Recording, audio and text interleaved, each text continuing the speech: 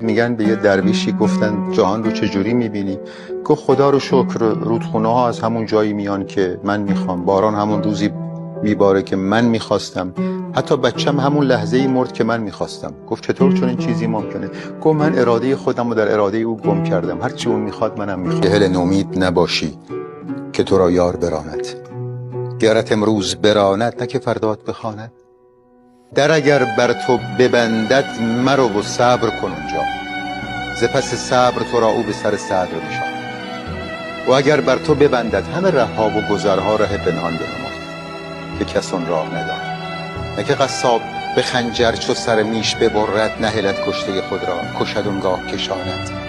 چو دم میش نماند ز دم خود کندش پور، تو ببینی دم یزدان به کجا رسد. به مثل گفتم این را و اگر نه کرم او نه